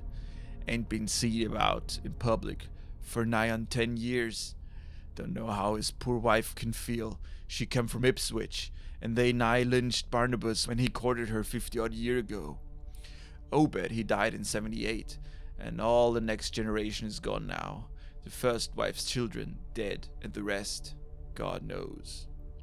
So we get to see how the population decays and falls apart over the generations. During this talk, the sound of the incoming tide is getting louder and louder, and with it, Zadok, he gets more and more nervous and fearful. He interrupts himself, takes a pause, and glances around. Hey, you. Why didn't you say something? How'd you like to be living in a town like this, with everything rotten and dying, and boarded up monsters crawling, and bleating and barking and hopping around like cellars and attics, every way you turn? Hey, how'd you like to hear the howling night after night from the churches in order at Dagon Hall, and know what's doing part of the howling? How'd you like to hear what comes from that awful reef every May Eve and Hallow Mass, hey? Think the old man's crazy, ah? Well, sir, let me tell you, that ain't the worst. Zadok is in an absolute frenzy. He starts shouting, and finally he tells Robert everything. Oh, you young feller, well, even if I ain't told nobody nothing yet, I'm going to now. You just sit still and listen to me, boy. This is what I ain't never told nobody. I says I didn't do no prying after that night, but I found things out just the same. You want to know what the real horror is, eh? Well, it's this. It ain't what them fish devils has done, but what they're all going to do. They're bringing things up about where they come from into the town. Been doing it for years, and slackening up lately. Them houses north of the river, betwixt Water and Main Streets, is full of them. Them devils and what they brung and what they get ready. I say when they get ready. Ever hear tell of a Shoggoth? Hey, did you hear me? I tell ye, I know what them things be. I see 'em one night when... Zadok, he shrieks in terror and he digs his claws into Robert's shoulder. Robert, he turns around. What is Zadok seeing in the incoming tide? But now Zadok was shaking me, and I turned back to watch the melting of that fear-frozen face into a chaos of twitching eyelids and mumbling gums. Presently his voice came back, albeit as a trembling whisper. Get out of here. They seen us. Get out for your life. Don't wait for nothing. They know now. Run for it quick out of this town. Another heavy wave dashed against the loosening masonry of the bygone wharf, and changed the mad ancient's whisper to another inhuman and blood-curdling scream. Yeah. Before I could recover my scattered wits, he had relaxed his clutch on my shoulder and dashed wildly inland toward the street, reeling northward around the ruined warehouse hall. I glanced back at the sea, but there was nothing there, and when I reached Water Street and looked along it, toward the north, there was no remaining trace of Zadok Allen. They are bringing in a Shoggoth. A Shoggoth, it's not explained in this story, but it is a bit more explained in other stories like Mountains of Madness. A Shoggoth is a creature that some eldritch races create. They kind of build it, and it is a formless mass. And it can split out tentacles and do the bidding of its master. And it is an absolute war machine. With a couple of Shoggoths, you can do anything. You can build cities, you can do warfare. Imagine a mix between an octopus and a concrete block that is the size of a house. It is like a tank, and that thing can just destroy everything. Especially in 1930s. So what would you need the Shoggoth for? This is probably after trading and human sacrifices, and then the next phase being the mixing of the bloodlines. The next phase, it's war. Now here's a really cool side fact that isn't really mentioned in the novel a lot. You know, yes, the Deep Ones, they give Old Marsh and the people from Innsmouth gold trinkets, yes. They also give them something else. An amazing new t-shirt design. Look at this thing, it's insane. I love it so much. I sat down with Caro from Bnnyart, and she created this awesome Innsmouth shirt and poster design. Caro, or Caroline, is an artist from Austria. She has, just like I do, a big fable for, the dark, the creepy, the macabre. You can see some of her artwork here. The animal designs were very intriguing to me. Also, the mutated and disgusting humans and humanoids. Everything that's not just horror, but, something rearranged. Something that should look nice, but then is made bad. So, when I saw this, I knew she would be a perfect match for the Innsmouth story. I really love the colors. We didn't go with white. It is like the sandy beach color and then this turquoise blue. There's so many cool details on this design. There's these disheveled houses, the protagonist with his hat just, trying to find a way out of this maze. And then you have in the background the refinery and the smoke that rises up and forms, Old Man Marsh in the clouds or in the smoke. And here in the eye of Old Marsh, you have Devil Reef. He's looking out at Devil Reef. That's really cool, isn't it? So please, if you like this design, you can buy it via the link below. There's a store for America and there's a store for Europe. Unfortunately, those were the only options. So make sure when you order, you pick the right store, because then the shipping will be cheaper. And the profit will be shared with the artist. So you're supporting her as well. You can also find her socials and the website on the link below if you want to, get a commission going or, just follow her. While you're at it, you can also follow me on the socials.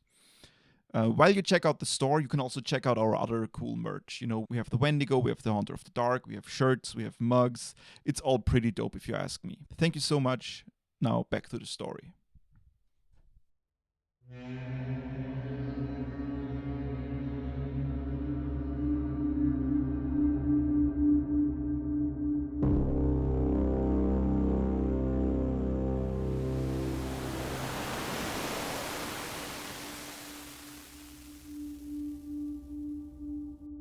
Chapter 4. Robert is of course terrified by the whole story, right? He still won't believe it, but the raw emotion and the truth in the way that Zadok spoke has an affection on him.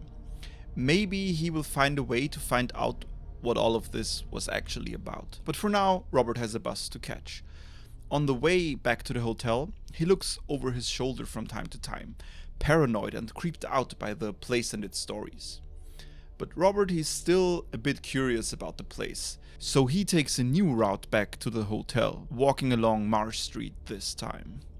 Near the corner of Fall Street, I began to see scattered groups of furtive whisperers, and when I finally reached the square, I saw that almost all the loiterers were congregated around the door of the Gilman house.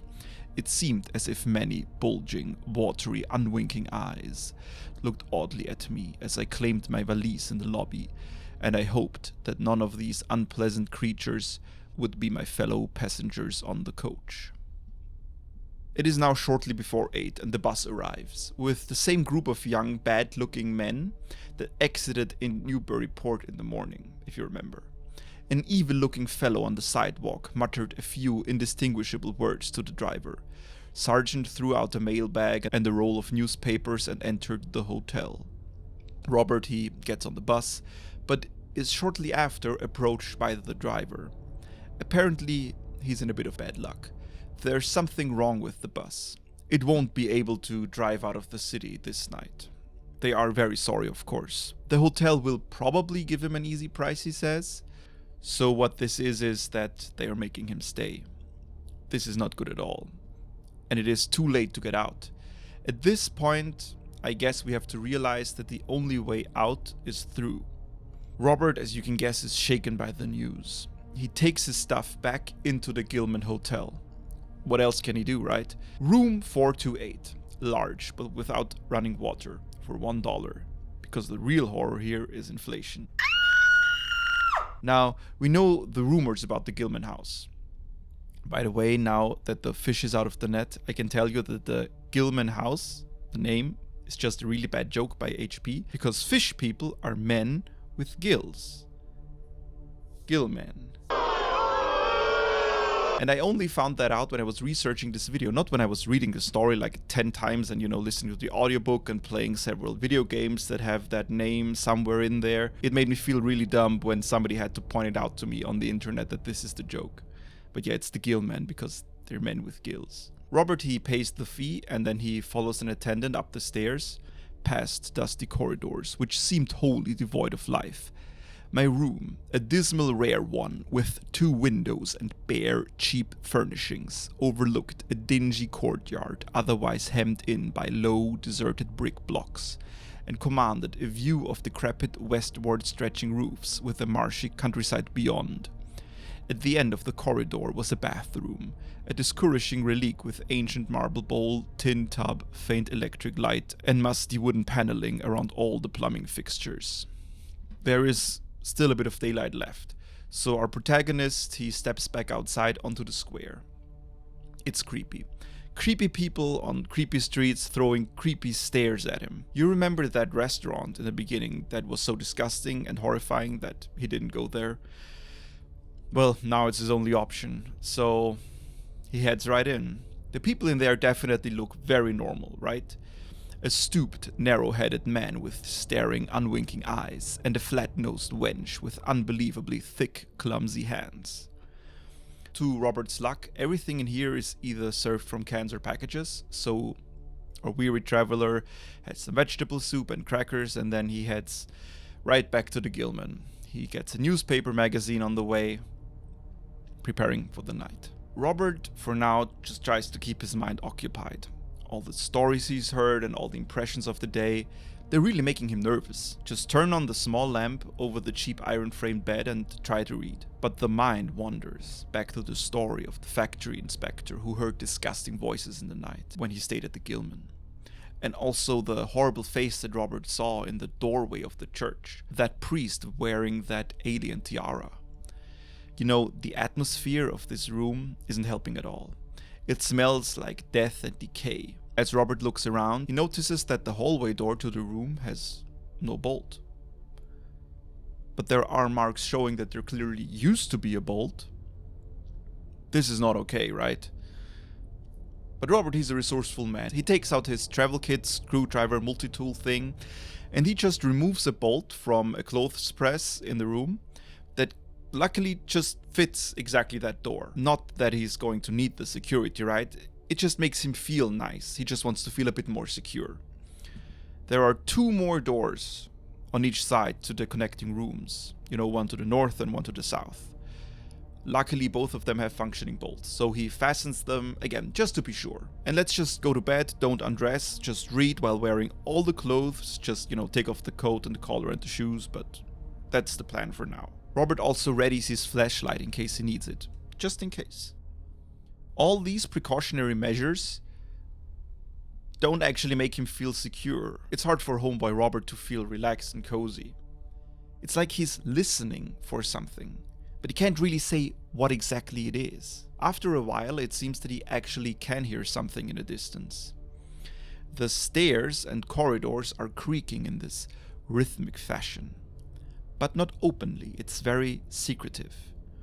In his mind, the other rooms are starting to fill up with people. Haven't there been some disappearances in Innsmouth that he had heard about during all the research he did? Is this just an inn where travelers are systematically slain for money? But he definitely does not seem like a rich guy. Or will they just try to assassinate him for being so inquisitive about the town? Robert, he takes a big breath. This is insane, right? There's just some random noise in the hallway. This is a hotel, of course people are gonna stay here. Don't let the imagination take over. He's tired.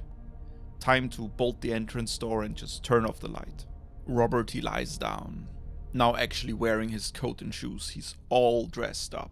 The creaking noise outside is still happening from time to time. And then Robert, in the dark, hears an undisputable sound. Somebody pushes a key inside the lock to his door and tries to open it. My sensations upon recognizing this sign of actual peril were perhaps less rather than more tumultuous because of my previous vague fears. I had been, albeit without definite reason, instinctively on my guard, and that was to my advantage in the new and real crisis, whatever it might turn out to be. Nevertheless, the change in the menace from vague premonition to immediate reality was a profound shock, and fell upon me with the force of a genuine blow. It never once occurred to me that the fumbling might be a mere mistake. Malign purpose was all I could think of, and I kept deathly quiet, awaiting the would-be intruder's next move.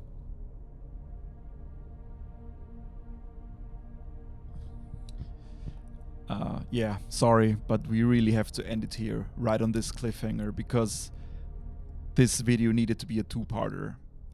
Because it's just too long. And it's not like this is a bad time to cut it, right? The second part should be out on Halloween. You know, if God will, and if will, my editor will. Because not only Marsh has a mate called Matt, I have a editor called Will. The joke didn't work with it. It was Will, not editor. My editor isn't called editor. I'm such an idiot. Whatever. So if God will, and if will, and neither I or my editor give up, it should be out by Halloween. While you're waiting, you can check out my cool other videos. We have the Dunwich Horror, we have the Wendigo, we have the Haunter of the Dark, we have the Rats in the Walls. So, we have Creepy City, we have Creepy Village, we have Creepy Wilderness. Some really cool stuff. Before I leave, what do you think is actually going on in Innsmouth if you heard the story for the first time? Is it all just a yarn that is spun by old Zadok, in his drunken stupor? Or is there more to it? I will see you all on Hallows Eve, back right here. Until then, goodbye.